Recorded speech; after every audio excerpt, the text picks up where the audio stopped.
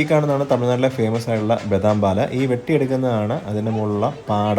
അപ്പോൾ ഇത് ആവശ്യക്കാർക്ക് പാലെടുത്തിട്ട് അതിന് മുകളിൽ ഇങ്ങനെ വെട്ടി ഇതുപോലെ കൊടുക്കുകയും ചെയ്യും. അപ്പോൾ എല്ലാത്തിനും ഒരേ വില തന്നെ കേട്ടോ. 30 രൂപയാണ് ഒരു ഗ്ലാസ് ബദാം പാലിന്. തമിഴ്നാട്ടിലെ ഒട്ടുമിക്ക ടൂറിസവുമായിട്ട് ബന്ധപ്പെട്ട സ്ഥലത്ത് പോയി കഴിഞ്ഞാൽ ഇതുപോലെ വലിയൊരു പാത്രത്തിൽ ഇങ്ങനെ ബദാം പാൽ ഇങ്ങനെ ഫുൾ ടൈം ഇങ്ങനെ തിളപ്പിച്ചുകൊണ്ടിരിക്കുന്നത് കാണാൻ കഴിയും. ആ ഒരു തവി വെച്ചിട്ട് അതിൻ്റെ സൈഡിൽ ഇങ്ങനെ സൗണ്ട് ഉണ്ടാക്കി ബദാം പാൽ എന്ന് പറഞ്ഞ ആൾക്കാരെ വിളിച്ച് ആകർഷിക്കുന്നത് നമുക്ക് കാണാൻ കഴിയും. ഇത് കുറ്റാലത്ത് പോയപ്പോൾ കണ്ട കടയാണ്. അവിടെ ഒരു 2-3 കടകൾ ഇതുപോലെ ഉണ്ട്.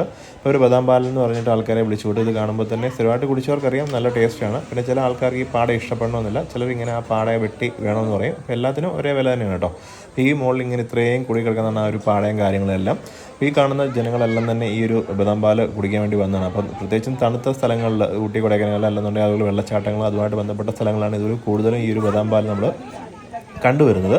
അപ്പോൾ ആവശ്യക്കാർക്ക് അവരിങ്ങനെ വിളിച്ച് കൊടുക്കുന്നുണ്ട്. അത് തമിഴ്നാട്ടിലെ നമ്മുടെ ആവിൻ എന്ന് പറഞ്ഞൊരു ബ്രാൻഡിൻ്റെ ആ ഒരു പാലിനകത്ത് ആ ഒരു പൗഡർ ഇട്ട് മിക്സ് ചെയ്തിട്ടാണ് അവർ കൊടുക്കുന്നത്. അങ്ങനെയാണ് അവർ ചോദിച്ചപ്പോൾ പറയാൻ അറിയാം. നമ്മുടെ മിൽമ പോലൊക്കെ അവിടുത്തെയാണ് ആവിൻ മിൽക്ക്.